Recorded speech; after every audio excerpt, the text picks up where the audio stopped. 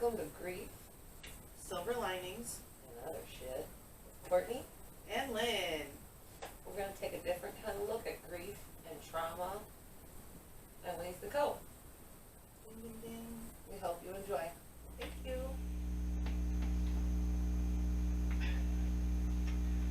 Alright, so today's episode is going to be a little different, something we've never done yet in our whole 6th episode of a podcast. And we are going to be doing a little book review on a book called The Presence Process by Michael Brown. So our therapist Tammy has been recommending this book to us basically since we started seeing her. I have asked her on numerous occasions a couple of questions, and she's like, well, the presence process could answer that for you. Kind of pushing you into it. Yeah, just kind of like, well, That's why I would sent it to you. You would already know that if you were doing what I told you to do. Okay. So we ended up ordering the book. I actually got them on thriftbooks.com. Not sure if there's any left, but you can find it everywhere, but on Amazon and such. So I'm not gonna lie, it's a little dry to get into. Yeah. So we chose to listen to the first 2 parts In audio. in audio. So it is on Audible. I would recommend listening to part 1 and 2 on Audible, preferably in your headphones. And then I would also order the book because at the end of the book, part 3 is actually a 10-week process where you read just a couple of pages and that's your work for the week. So I'm going to do it that way because we haven't started the actual process ourselves. Right. I listened to the first 2 parts and then I'm going to physically read the last one. Makes it go by a little quicker. I actually listened to the first 2 parts twice. Because I might have to do that. it's a lot to digest. Oh, let me just say this. Shout out to Audible because you can do a 30-day free trial and they give you like 4 tokens and this book is only 1 token, so you can for sure get it. You can for sure make it through the first 2 parts in less than a month. Yeah. So if you choose not to continue on with Audible, you can get that 1 month free trial, preview this book while you're waiting for your physical copy to come in the mail. So it's heavy. It is. It's not necessarily a fun read. But I think it's important work. Yes. And I understand why she was trying to make us read it now. So, Michael Brown, well, let me start with Tammy. So, yesterday I had a session with her, and I asked her, like, what brought her to the presence process, because the book says you will be brought to it.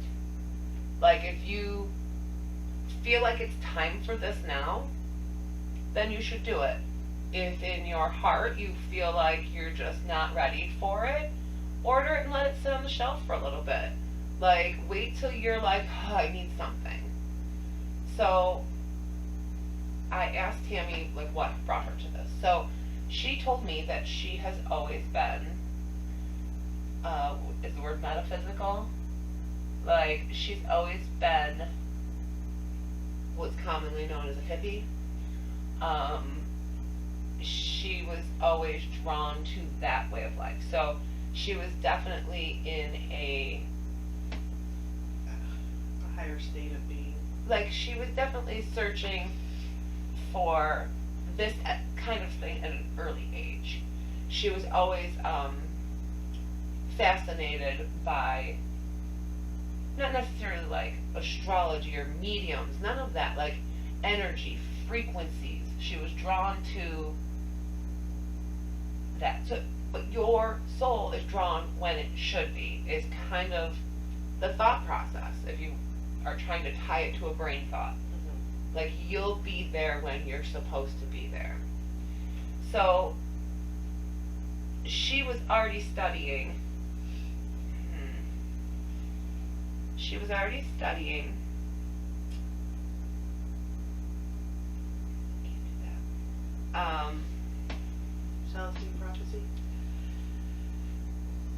No, we're gonna pause for a second. I don't know if I can do this. Let's see, she sent me some information. Well, I texted to myself in here.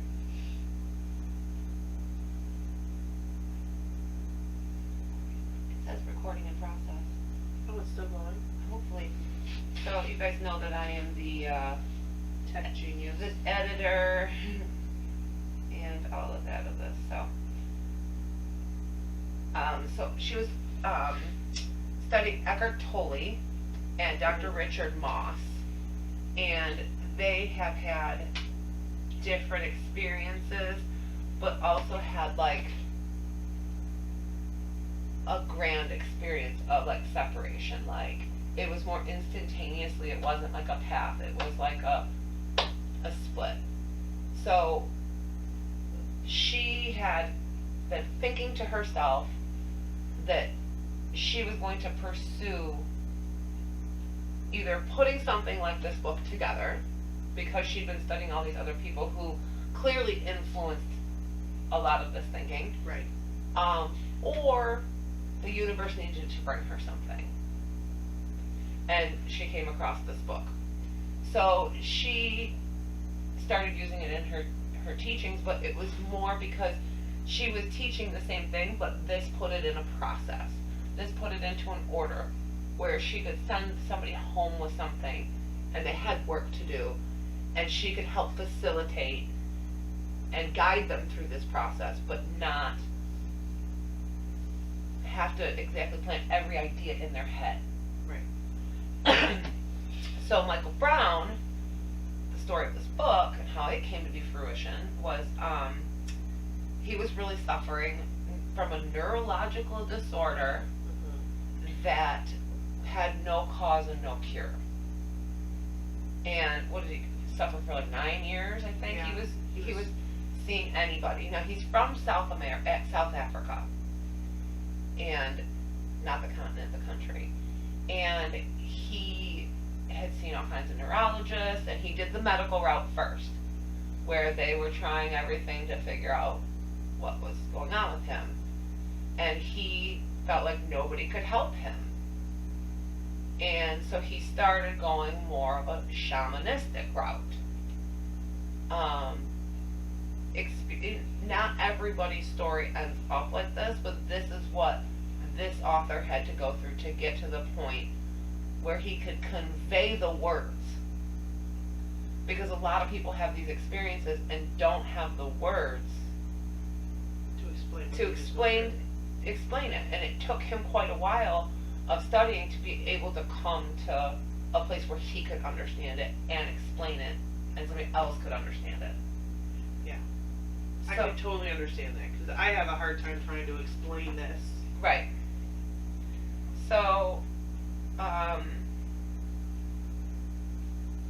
just looking.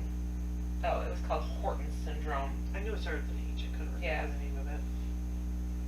So, yeah, he just, it was actually 9 years that he was searching and everything. I'm not sure how long he had. Yeah. Yeah. Okay, so I'm gonna read a little bit from the book here and there.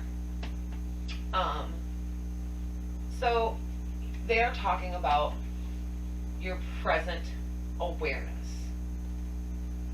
That's the presence process is coming to terms and being able to identify your presence, your being, that third thing. You have your physical body, you have your mental muscle that you think you can remember everything, and that's where we live in a matter world where everything matters and matter matters. But what is the other thing? Where is it? So that's kind of what presence is. Present moment awareness is a state of being as opposed to something we do.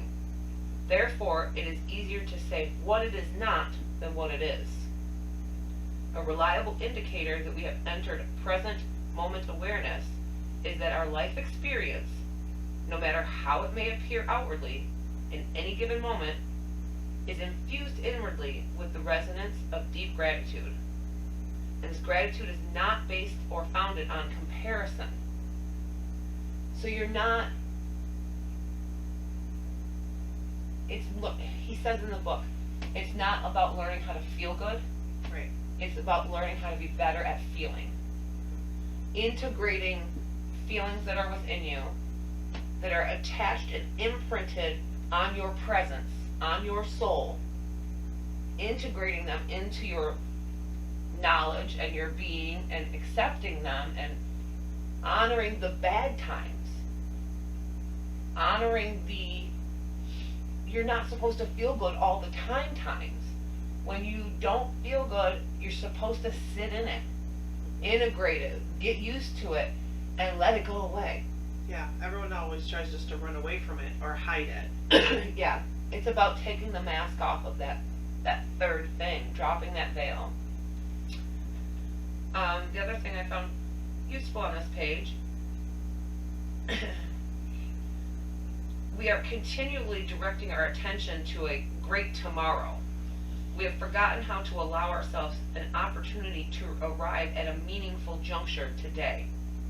Subsequently, the world we live in now and everything in it is a means to an end.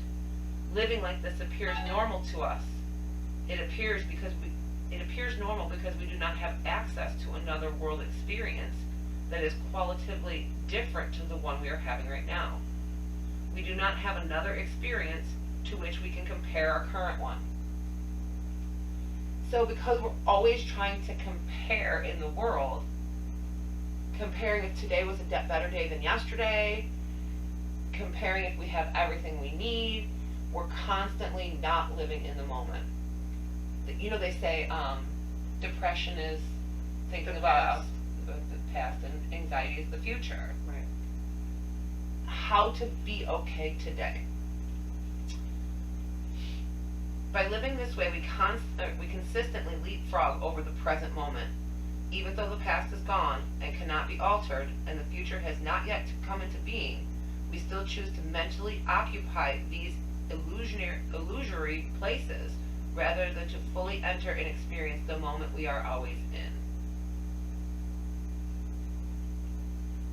We're missing out on a very real physical and emotional experience that's happening right now. So it's really about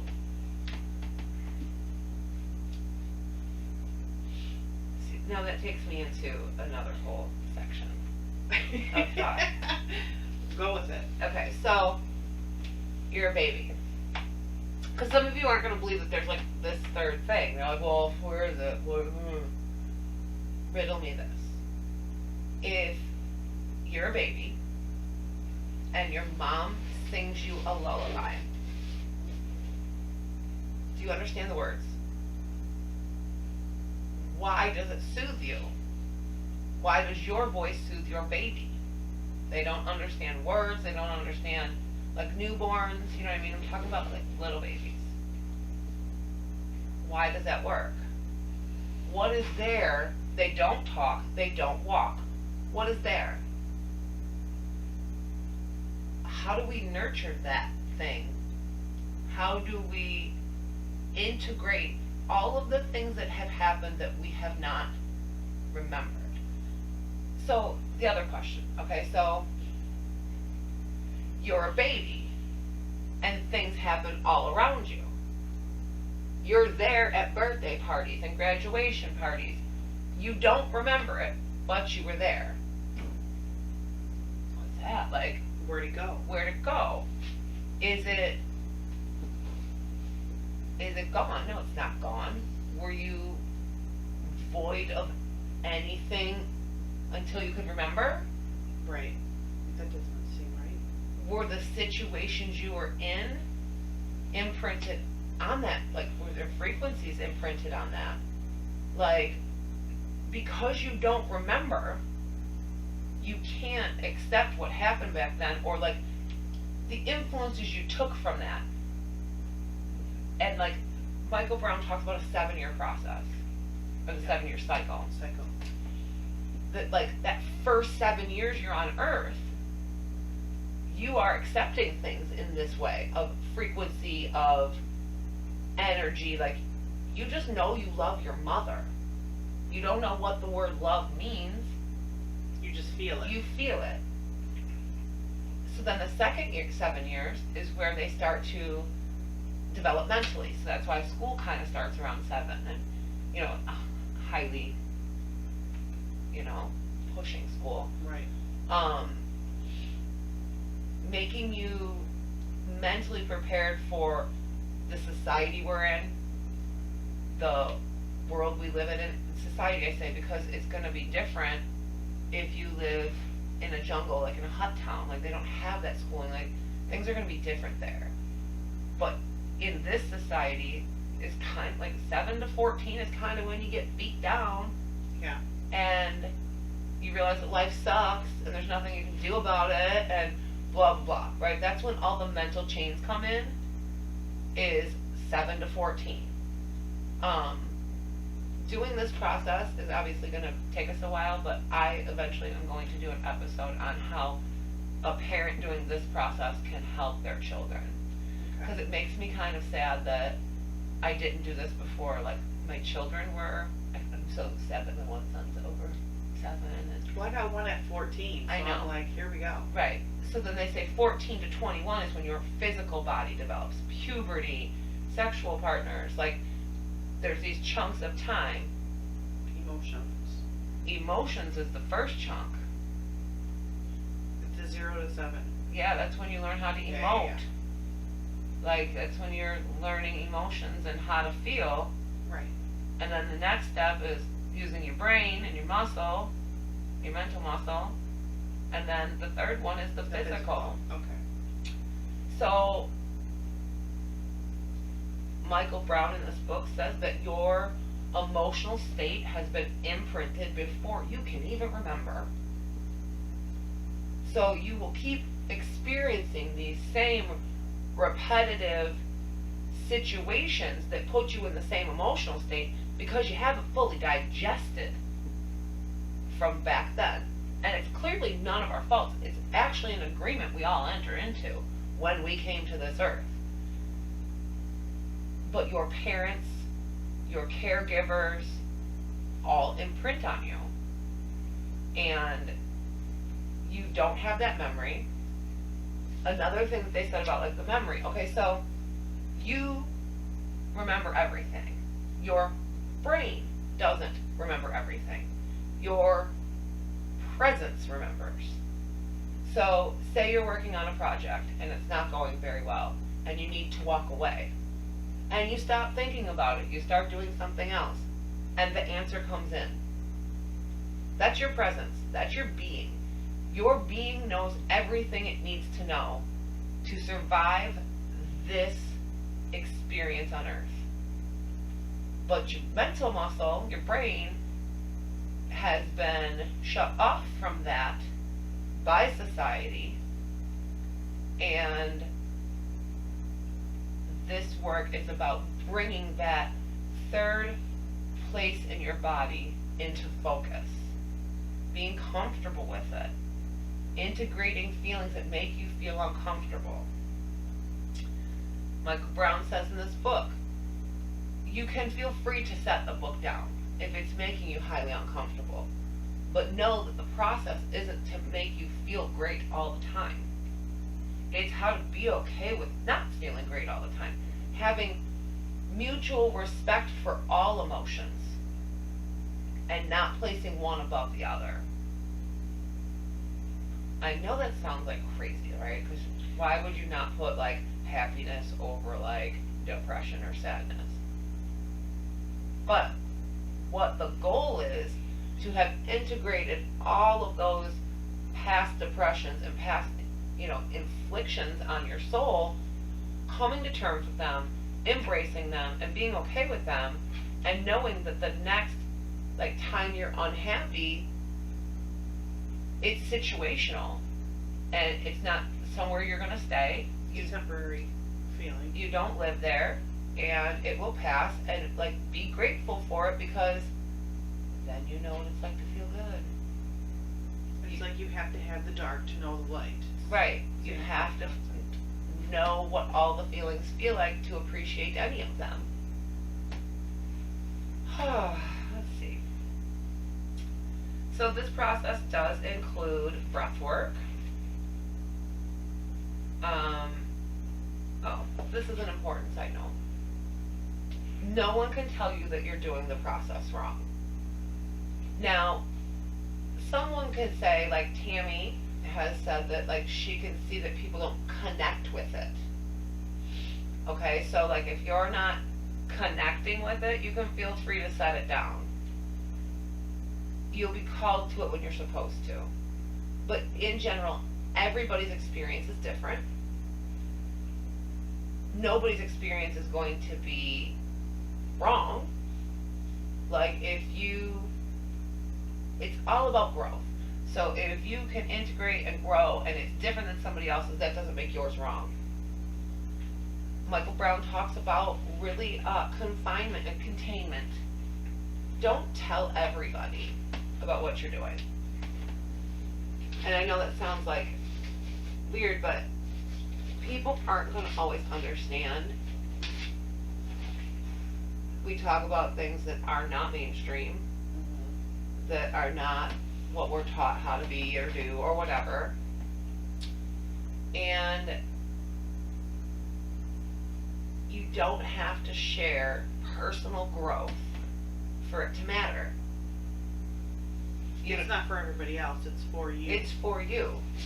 It's your personal journey, and obviously there's things that you're going to share, like with your spouse, your best friend, especially if they're like-minded and are ready for a journey as well. But it's not about bragging rights. It's about really feeling good and feeling, when I say feel good, it's like feeling smooth, feeling energetically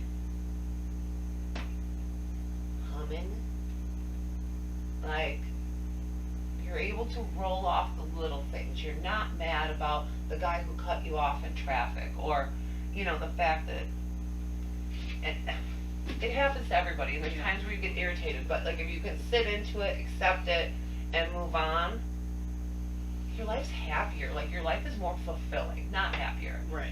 You're more fulfilled, you feel more whole, you're not walking around causing drama for others. Right. Or yourself, for that Or matter. yourself. He also says not to try this process while you are quitting other drama. Don't add more drama to your life by trying to quit smoking, quit drinking. Lose weight. Right. Don't go on a diet. Don't change your way of being while you're going through this process. This process is already going to make you uncomfortable, and they're saying, why add to it? If your ultimate goal is in that arena, is to quit your bad habits, he talks in this book about addiction versus affliction, and when your afflictions go away, the cause of all of it, you won't need it. Right. They also talked about burning, like everything being hot. Oh yeah, I did read Our fried foods, that. Well, when people smoke, breathing in the hot air, hot coffee. hot food, hot coffee, hot drinks, hot is When all you're mad, if they refer yourself to being a hothead, or, you know, yeah. blowing off steam. So they said that, you know, when you are,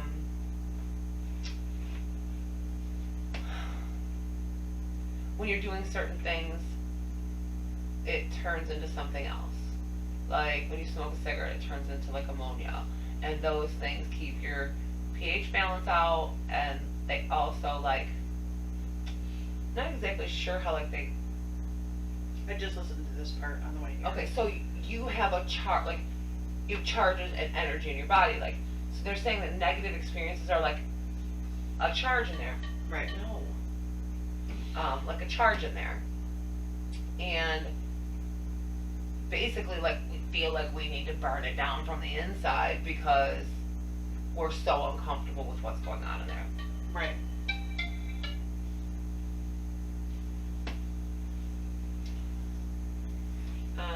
So I was going to read this right here if you want to do that. Number 3. Yeah. Oh no, I was going to read like the levels of resistance. All right. The first level of resistance is physical and is evident when we say to ourselves, I do not feel like doing this. It's too hard. Number 2. The second level of resistance is mental and is evident when we say to ourselves, I do not feel like doing this because nothing is really happening. The third level of resistance is emotional and is evident when we say to ourselves, I think I can stop now because I feel alright, or fine, or okay, or any emotional numb words. We know we have passed through the resistance when, in the midst of breathing session, we can honestly say to ourselves, this is fantastic. I feel like I can breathe like this forever. So I do feel like there's going to be resistance, there's going to be ideas in your head. Set them aside and have no expectation. Like, just be open. If you feel called to do this process, just set aside your expectations of how it's, or you don't need to understand it. No, just go through it. You don't need to understand how it works, why it works, any of that. Feel it. Feel your energy, feel your soul. And it's getting better at feeling. Feeling your feelings. So then they have this general guidance for a gentle process. This is in that one, right? Yeah, it's in part 2. Before entering session 1, it is important to set an overall intention as to what we would like to accomplish on this journey. It can be really simple, like a 1 sentence, but if you, sometimes your intention won't unfold until you're in the midst of it. So you can set a mind to have an open intention. You don't have to have a pinpointed intention. It's equally important to accept that our initial intention for entering this journey will change and even drop away completely as the process unfolds. It is likely that during the course of our process, circumstances may arise that may cause some of our breathing sessions to be unavoidably postponed or drama out of these occurrences, which must not make it like a drama. We'll only understand why this happened in hindsight. We have to set our intention and or make our commitment to complete this experience as instructed. We must make the best of each moment as it unfolds. This process will always unfold in our best interest.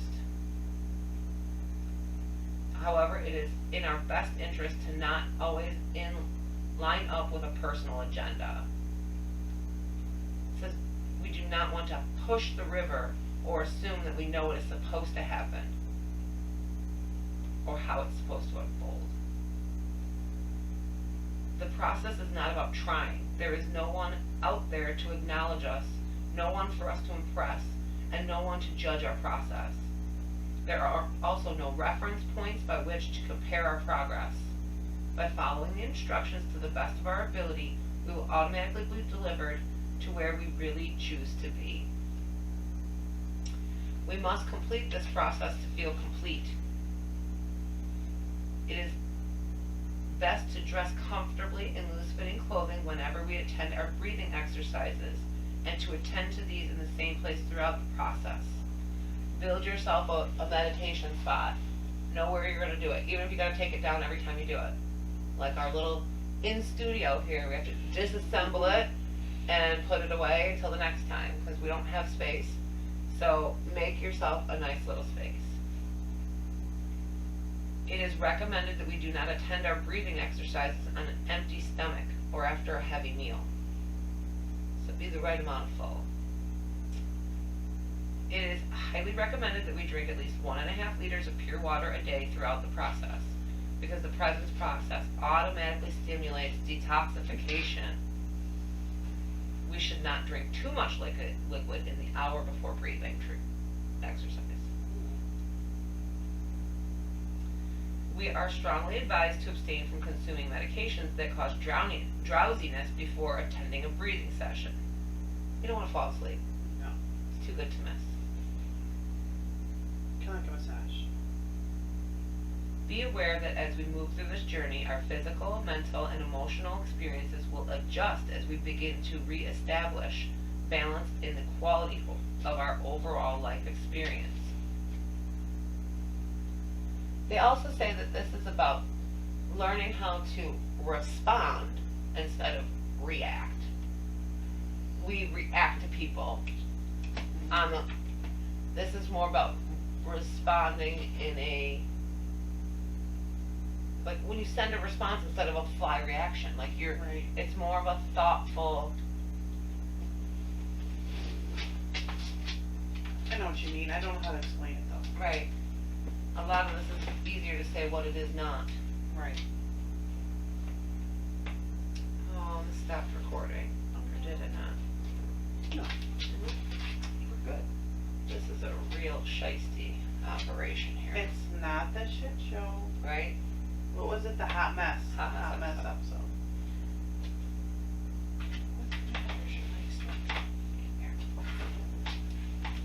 It's highly advised not to consume alcohol during this process. It says recommended to not smoke marijuana or take mind-altering substances. During the whole process or just during the breathing exercise? Probably just the breathing exercise. They told you not to try to quit any of that stuff if you were doing it now. Yes. Got it.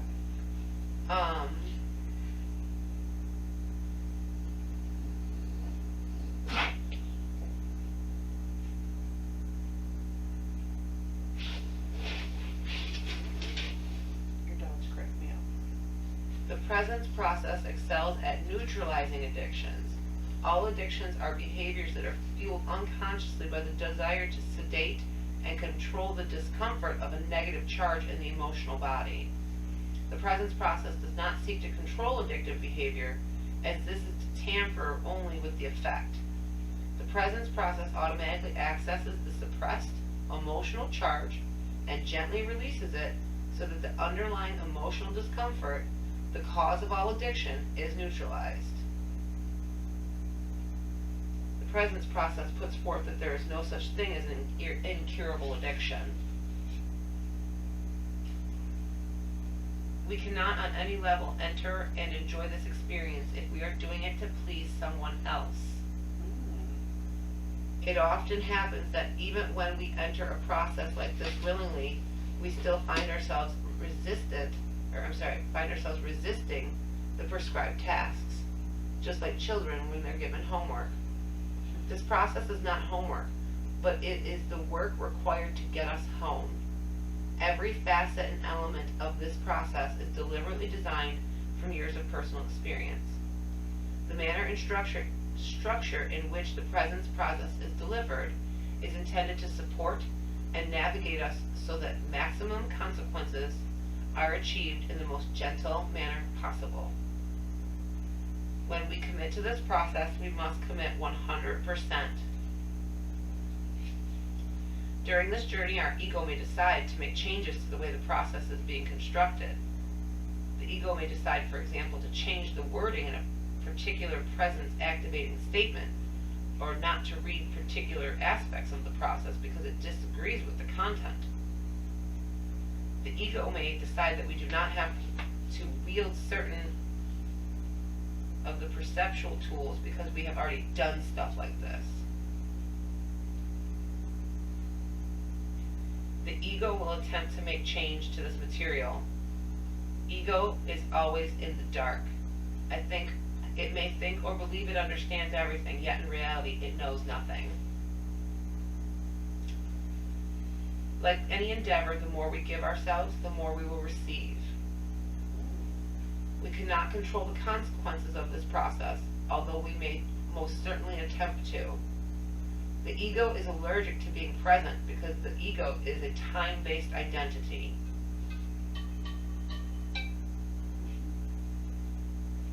Trust the process. We may have moments during the process in which we experience levels of intense resistance to what is happening to us. It is normal. Keep breathing. Breathe through the process. Resistance also may manifest as reluctance to attend our daily breathing exercise. Anger and irritation towards the process itself. You can be mad at the book. We may only understand in hindsight, but it is worth planting the information in our mind. Everything that happened to us from the moment that we commenced our first breathing session is part of the process.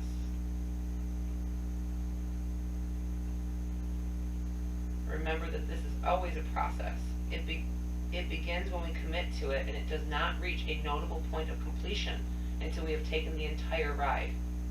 Even then, it's still only a beginning. We may feel like we are getting nowhere when we are in the middle of the process. This is because we are in the middle of the process. I'm excited to see the difference of breath work. I got 3 more things I want to read. Oh, sorry. You're fine. When we have completed this process, we realize that we have been shown a door, taught how to open it, and that the rest of our life experience is an opportunity to enter consciously into this place we call our inner presence, our inner peace. It will be of great benefit to slowly reread the entire book when we reach completion. Oh. And the last one says, nobody died from breathing.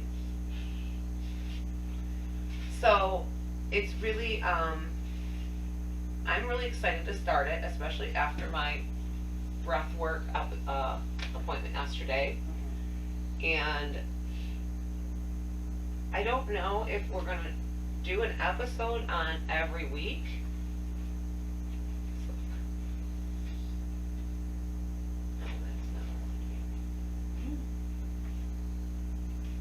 Okay, so there's different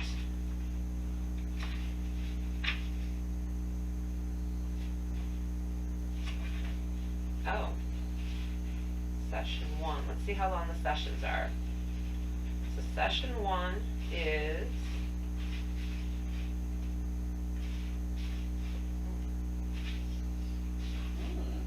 session 1 is long.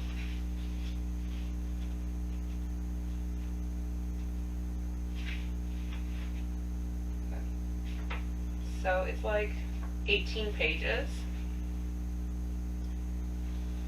Okay, and then they have an activating statement for each week.